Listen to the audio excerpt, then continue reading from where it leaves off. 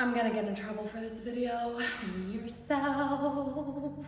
I still get like nervous when I'm filming. I already know some of y'all are not gonna like what I'm about to say. Let's get to it. Sometimes singing makes me relax. Okay, actually, all right, ladies, we've got to have a chat because somebody needs to say it. Somebody needs to get you out of Pilates and into the weight room. This is not a video shitting on Pilates or bar. This is a video about why they do not replace strength training and why you still need to be doing it. Hi, my name is Kayla and I've been a certified personal trainer for 9 years now. I aim to help women understand the weight room, how to build muscle, how to feel comfortable walking into a gym and knowing exactly what you're doing and why you're doing it. A lot of times we mistake the sensations we get via these workout classes for an effective workout. It burns, we're out of breath, we're sweating. Those are not the prime ways to be able to tell if your workout was effective or not. When you are doing 50 reps of an exercise with a booty band, you might get a burn, you might get that sensation, but when you start weightlifting, it is a whole different type of sensation. You actually can bring yourself up to failure without much burning that you may be used to. There are 2 principles of weight training I want to go over in this video that are essential and you can take with you for the rest of your lifting career. The first is mechanical tension. Mechanical tension is an external force that stretches the muscle. This could literally be gravity, especially if you're doing body weight exercises. This could also be a cable pulley or a free weight that you're lifting up. The second principle is progressive overload. Literally means increasing the load of that mechanical tension over time. Training a little harder, training a little heavier, applying progressive load onto your body over time. If you're anything like me, when I first started training, I used to do 12 to 15 different leg exercises on my leg days.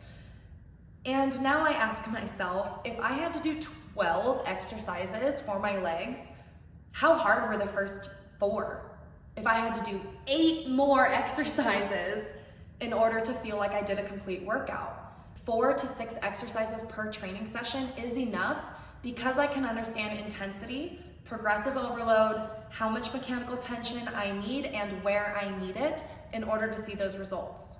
When we look at mechanical tension from a biomechanical standpoint, by looking at how the body moves in relation to gravity, we can apply those to the exercise selection that we're choosing and the force velocity relationship that we're creating between gravity, cables, free weights, barbell, or any type of external load.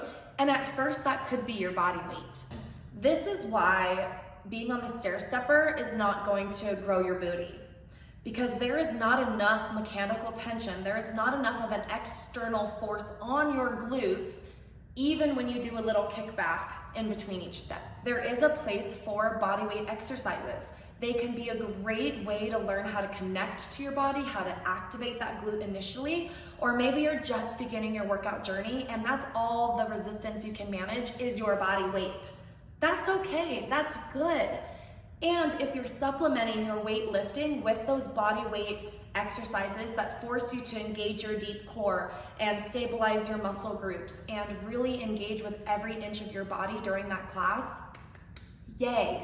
I'm never gonna argue or dissuade somebody from pursuing those classes. However, if you are not prioritizing strength training, if you are giving up your weightlifting session in order to go to a spin class, you are spinning your wheels. So let's look at why mechanical tension matters.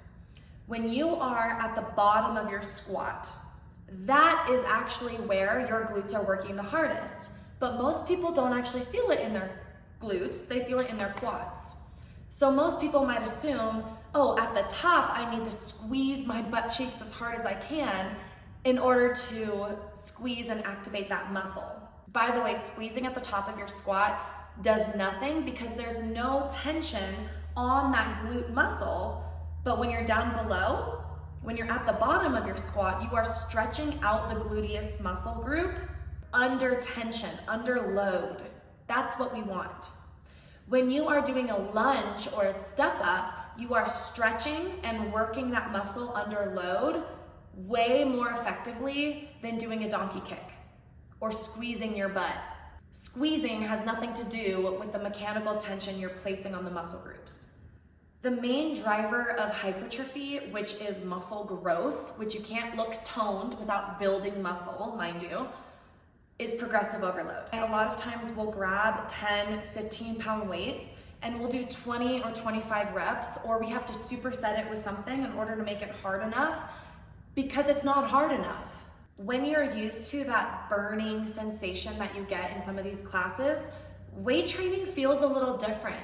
You're not reaching for the burn. You're reaching for close to failure. You're reaching for 1, 2, maybe 3 reps shy of I absolutely cannot do any more. Maybe not every exercise, but generally. And sometimes when you make that transition from bar class into the weight room, you have to relearn some of those sensations. When you are doing those classes for weeks, for months at a time, it is very hard to apply progressive overload. Progressive overload cannot happen when you are only grabbing the same 5 and 10 pound weights every time you go to class. Because if I asked you to do 50 reps of anything, of course you want to grab the lighter weights. Even I would die in one of those body pump classes lifting 20 pounds over and over and over again for an entire hour. If you are training your body weight, only calisthenics, or only grabbing those 5 or 10 pound weights, or using booty bands all the time, eventually your body plateaus. It gets used to that. And now you need a stronger external force or a heavier load in order to continue growing and making progress. There are several different ways to increase the load of your training. It doesn't always have to be going heavier. It could be going slower because you're increasing the time under tension. It could be increasing the amount of reps that you do. If you only did 8 reps at 100 pounds, you can do 10 reps at 100 pounds or 15 reps at 100 pounds. But eventually 100 pounds becomes fairly easy. So let's go to 120 pounds. Let's increase that load. So yes, you could increase the actual load and the weight that you're using. If you are not sure how to know if you're using the right weight or how you know if you're pushing to the right intensity you need to be pushing, stay tuned for part 2 of this series where I will go into what weights to use, how to experiment with different forms of progressive overload, and how to continue making progress for the rest of your life.